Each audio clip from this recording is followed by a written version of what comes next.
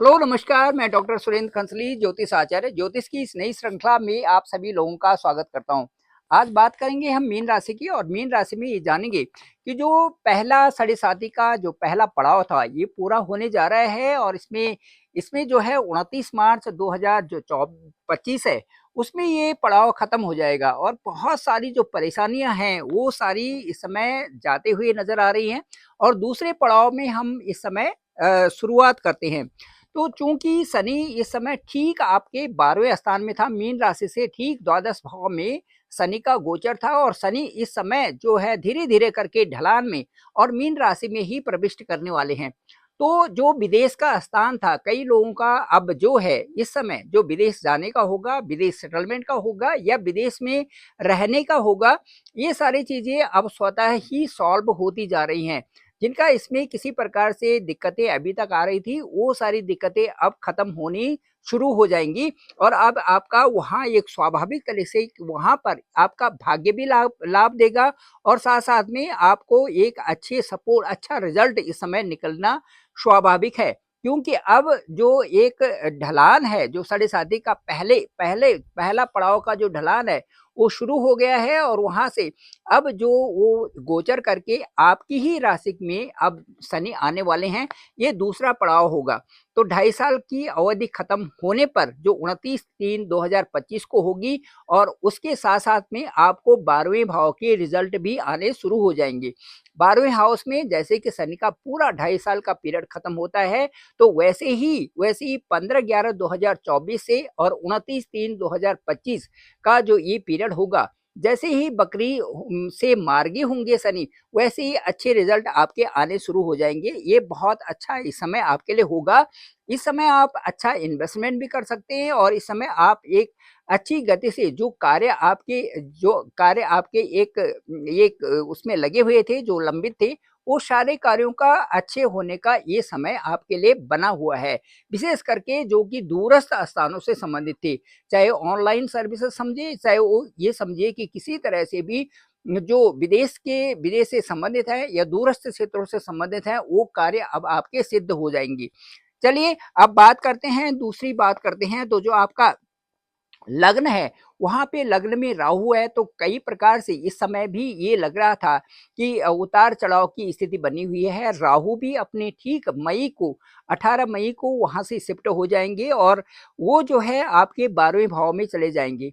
मुझे लगता है कि उससे आपके काफ़ी कुछ राहत भी मिलेगी और उससे आपको काफ़ी कुछ जो है, जब शनि के स्थान में जाएँगे तो शनि से संबंधित वहाँ पर परिणाम भी आएँगे। वो आपके लिए काफ़ी कुछ जो है राहत वाली बात रहेगी, जो कि 18 मई 2025 से राहु का ट्रांजिट होगा।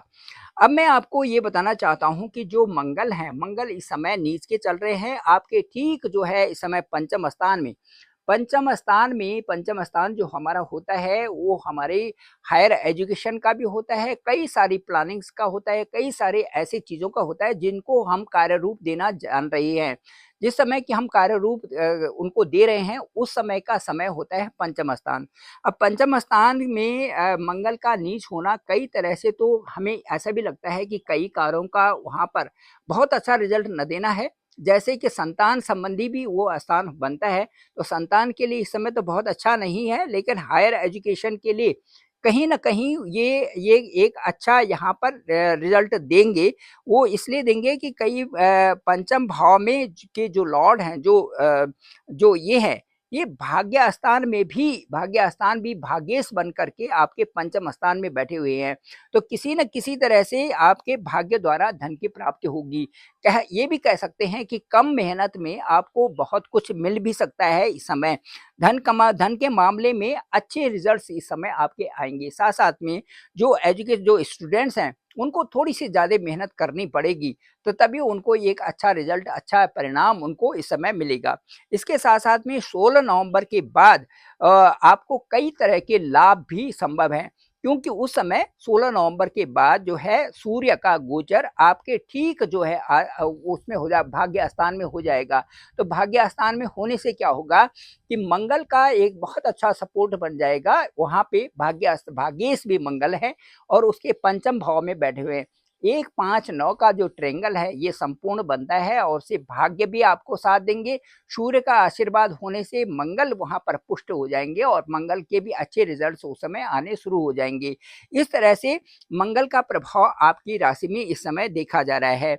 उसके साथ-साथ में यदि हम देखें, गुरु को देखें तो गुरु इस समय बकरी चल रहा है, आपके ठीक जो है तीसरे भाव में गुरु बकरी चल रहे हैं और इनका स्वेच्छा बल तो इस समय बढ़ा हुआ है। तो उससे क्या है कि आपके धन से संबंधित चीज़ें, जो आप ऐसा समझ रहे थे कि ये कार्य कैसे होंगे, किस तरह से होंगे, उन कार्यों की तरह और जो आपका संचित धन की तरफ इस समय आप सोच रहे हैं कि किस तरह से हमारा संचित धन बढ़ेगा, बैंक बैलेंस हमारा कैसे बढ़ेगा, इन विषयों के बारे में आपकी ज़्यादा सोच लगी हुई है।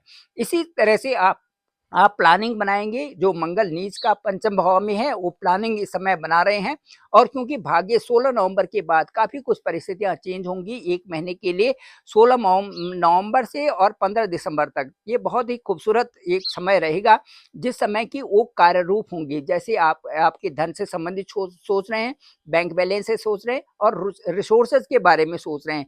ये सारी चीज़ें कार्यरूप होती हुई आपको नज़र आएँगी।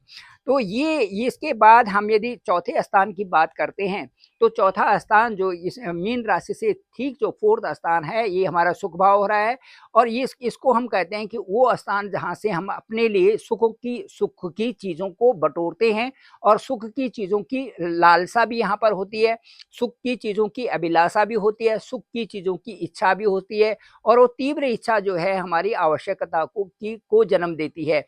आवश्यकता जब बनती है तो आवश्यकता से उन चीज़ों की पूर्ति भी हो जाती है। तो चूँकि बुध इस समय आपके ठीक जो है बुध का जो गोचर है 30 अक्टूबर से और 26 नवंबर तक जो आपके भाग्य स्थान में है, ये बहुत ही खूबसूरत इस समय माना जाएगा और उसी में भाग्य स्थान में जब ये बुध रहेंगे तो इस अवधि में खास आपके लिए होने वाला है और मुझे लगता है कि यहाँ पर एक बहुत अच्छा योग भी बना रहे हैं वो शुक्र के साथ में भी। तो ये जो योग होगा इससे आपके आपके जो सुखों की जो आप एक लग्ज़रियस लाइफ़ जीना चाहते हैं, उसमें वृद्धि होगी। कहीं न कहीं आप ये चीज़ें सोचेंगे भी और उनको कार्य रूप देंगे भी।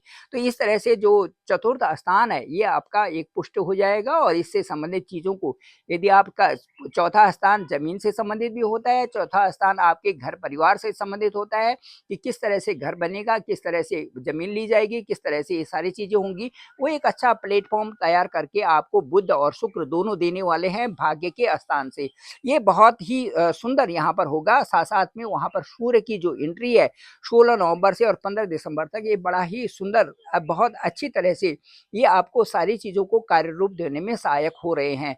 क्योंकि सूर्य की भूमिका वहाँ पर 15 दिसंबर के बाद जो 15 दिसंबर के 15 16 नवंबर के बाद होगी, ये बहुत ही देखने लायक होगी और बहुत ही इसमें बहुत अच्छा जो है एक रिसर्च की आवश्यकता है।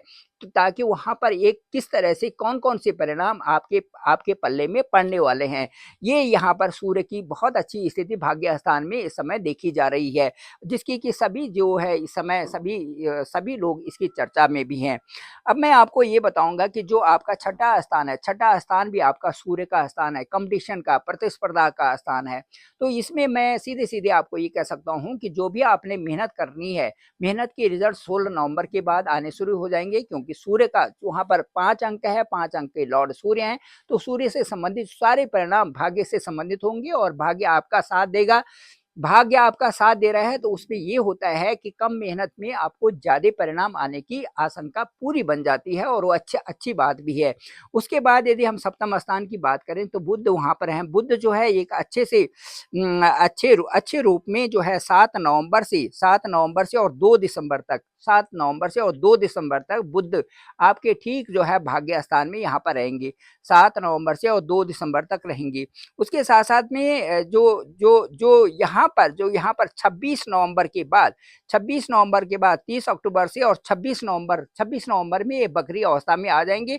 इसलिए जो है 26 नवंबर तक जो है ये 26 नवंबर तक बहुत अच्छा समय यहाँ पर आपके लिए होगा और वो कार्य रूप देने के लिए बहुत अच्छा है। हालाँकि सप्तम स्थान में केतु भी बैठे हुए हैं, लेकिन बुध का प्रभाव अच्छा इसलिए दिखाई दे रहा है क्योंकि भाग्य स्थान में उनको बुध को बहुत अच्छा सपोर्ट मिल रहा है। सूर्य भी वहाँ पर होंगे, थोड़े दिनों में वहाँ पर शुक्र भी होंगे, तो बहुत अच्छा एक अच्छा-सा सपोर्ट जो चारों तरफ जो लोग होते हैं, उनका प्रभाव पड़ता है। इसी तरह से प्लैनेट का एक-दूसरे के साथ में बैठना वो बहुत अच्छा प्रभावित यहाँ पर दिखाई दे रहा है। तो इस तरह से ये जो तिगड़ी है, यहाँ पर एक बहुत सुंदर योग आपके लिए बना रहा है और ये एक अच्छे रूप में, कार्य रूप में परिणत करने के लिए एक काफ़ी होगा। अब मैं आपको बताना चाहूँगा कि इसी तरह से यदि हम चलते हैं ठीक जो है अष्टम स्थान की तरफ देखते हैं, तो अष्टम स्थान में शुक्र है। शुक्र की स्थिति अच्छी प्रबल बनी हुई है और ये जो शुक्र यदि वहाँ पर 16 नवंबर से और 15 दिसंबर तक की स्थिति वहाँ पर बनी हुई है, यदि भाग्य स्थान में, तो इससे बाकी और कीजिए। आपकी आपकी कुंडली को पूरा सपोर्ट जो सिस्टम है, उस समय शुक्र का बना हुआ है। शुक्र आपके लिए बहुत फलीभूत है इस समय और शुक्र जो है आपके हालाँकि वो शुक्र शुक्र आपके तीसरे स्थान और जो है 8वें स्थान के लॉर्ड हैं, लेकिन बहुत अच्छी सपोर्ट आपके लिए बने हुए हैं क्योंकि भाग्य स्थान से वो कई सारी अच्छी दिशाओं को आपको दिखा रहे हैं और अच्छी दिशाओं का निर्गमित होना ये आप ये समझिए कि कई प्रकार से भाग्य का उदय होना बताया जाता है। चलिए आप अब इसके बाद यदि आपके भाग्य स्थान की बात करते हैं, तो भाग्य स्थान की बात मैं कर चुका हूँ कि वहाँ पर 8 अंक है, 8 अंक के लॉर्ड मंगल हैं और मंगल जो है आपके ठीक पंचम स्थान में बैठे हुए हैं। नीचस्थ मंगल होने के बावजूद भी मंगल का जो सपोर्ट इस समय मिल रहा है और जो सूर्य का विशेष करके इनके ऊपर आशीर्वाद बन रहा है वो बहुत अच्छा है क्योंकि यदि परम मित्र कहीं से मिलते हैं तो उनमें मित्रता भी खूब होती है और उनमें जो जो उनके रिजल्ट परिणाम आते हैं वो उनके दुगने हो जाते हैं। तो इसी तरह से सूर्य जो है पावरफुल रूप में जो या आपके भाग्य स्थान में होंगे ये आपको बहुत अच्छा परिणाम इस समय दे रहे हैं। उसके साथ-साथ में जो दसम स्थान है, दसम स्थान के संबंधित जो 15 दिसंबर से और 14 जनवरी तक यहाँ पर सूर्य की एंट्री होगी। 15 दिसंबर से और 14 दिसंबर तक आपके ठीक जो कार्यस्थल है वहाँ पर एंट्री होगी सूर्य की। सूर्य की एंट्री दसम भाव में होना बहुत बड़ी बात है और वहाँ पर जो है वो सूर्य जो है दक्षिण दिशा की तरफ हो जाते हैं। दक्षिण दिशा की तरफ होने से ही वहाँ पर मंगल और जो सूर्य है दसम दिशा में बहुत बली हो जाते हैं, दक्षिण दिशा को बहुत बली हो जाते हैं। इसीलिए सूर्य की एंट्री दसम स्थान में होना और जो ये ड्यूरेशन है 15 दिसंबर से और 14 जनवरी का जो ये पीरियड है, ये बहुत ही खूबसूरत समय आपके लिए होगा कार्यों को कार्य रूप देने के लिए। आप किस दिशा में जा रहे हैं, क्या काम कर रहे हैं, किस तरह से करेंगे और वहाँ पर बृहस्पति का अपना घर होगा जो कि एक महत्वपूर्ण घर वहाँ पर गिना जा रहा है। हालाँकि बृहस्पति वक्री है आपके 3rd हाउस में, लेकिन वहाँ से बृहस्पति मार्गी होंगे 4 फरवरी को। तो इस तरह से जो ये बृहस्पति का और वो घर है और वहाँ पर जो है सूर्य की एंट्री है, साथ-साथ में मंगल का जो मंगल को जो सपोर्ट सिस्टम मिल रहा है, साथ-साथ में जो सूर्य उनको अच्छी दिशा बता रहे हैं, साथ-साथ में शुक्र का जो आशीर्वाद हो रहा है, ये सारी चीज़ें आपके लिए एक अच्छे रूप में चल रहे हैं, जो कि दिसंबर और जनवरी के महीने में आपको एक नई दिशा भी मिलेगी। साथ-साथ में हो सकता है कि कई लोगों की नई नौकरी मिले, हो सकता है कई लोगों को नया व्यवसाय वर्क फील्ड मिले, ये सारी चीज़ें उस समय संभव हो रही हैं। जो नवंबर और दिसंबर के महीने में ये बड़ा खूबसूरत टर्न आपके लिए चल रहा है। मैं समझता हूँ कि ये आपके लिए एक अच्छा साबित करेगा।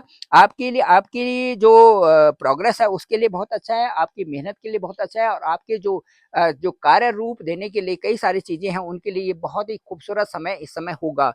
अब मैं ये बताना चाहूँगा आपको कि इसी तरह से जो आपका एकादश भाव है, यहाँ पर 14 जनवरी से और 12 फरवरी तक यहाँ पर सूर्य रहेंगे। बहुत ही सुंदर समय है और यहाँ पर मकर राशि में सूर्य का जाना, ये बहुत ही खूबसूरत माना जाता है। ये चाहे वो फार्मर्स खेती-बाड़ी हो, चाहे खेती-बाड़ी से संबंधित हो या कोई भी बिज़नेस हो या कोई भी फ़ील्ड हो, यहाँ तक कि जो पढ़ाई-लिखाई का क्षेत्र है, उसके लिए ये बहुत अच्छा मकर राशि में जाना और ये इतना शुभ होता है ये कई तरह के अच्छे परिणाम यहाँ पर देता है। तो ये जो जनवरी और फरवरी का महीना होगा, ये भी आपके लिए बहुत ही शुभदायक होगा क्योंकि उस समय मकर राशि में प्रवेश करेंगे सूर्य और ठीक आपके जो है इनकम हाउस में होंगे। इनकम हाउस में इस तरह से बढ़ोतरी होना और इनकम हाउस में इस तरह से सूर्य का जाना, वहाँ पर प्रवेश करना, ये आपके लिए बहुत खूबसूरत होगा क्योंकि ये आपका ठीक जो जो ये मीन राशि वाले हैं उनका इनकम हाउस से बनेगा। अब मैं आपको एक डिटेल्ड बात कर लेता हूँ, थोड़ा-सा बात कर लेता हूँ कि जो जो शनि है, शनि आपके जो है जो ठीक 11 और 12 स्थान के इस समय मालिक हैं। तो जो जो इस समय एकादशीस होकर के वो द्वादशीस में वहाँ पर द्वादश स्थान में बैठे हुए हैं शनि और वहाँ पर बकरी हैं।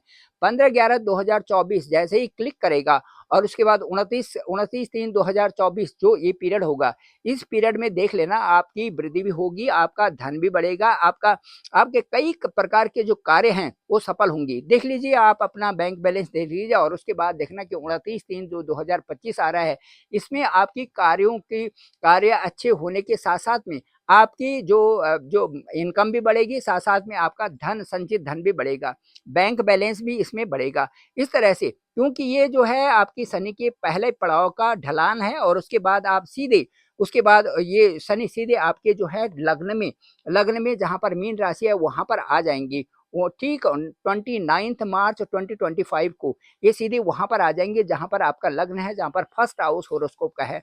अब इस फर्स्ट हाउस होरोस्कोप को देखने से ये लगता है कि वहाँ पर होगा बृहस्पति का घर जब वहाँ पर होगा, तो ये बहुत अच्छी आपके लिए एक प्रेरणादायक होगा क्योंकि बृहस्पति के घर में जब भी शनि प्रवेश करेंगे, बृहस्पति के घर में जब कोई भी प्लेनेट प्रवेश करता है, तो उनको उनको बृहस्पति के अनुसार चलना पड़ता है क्योंकि कोई भी स्थान जो शुभ स्थान होता है, यदि हम किसी के घर में भी जाते हैं, वहाँ पर यदि अच्छी ऊर्जा आती है, तो अच्छी ऊर्जा आने का कोई मतलब ही होता है।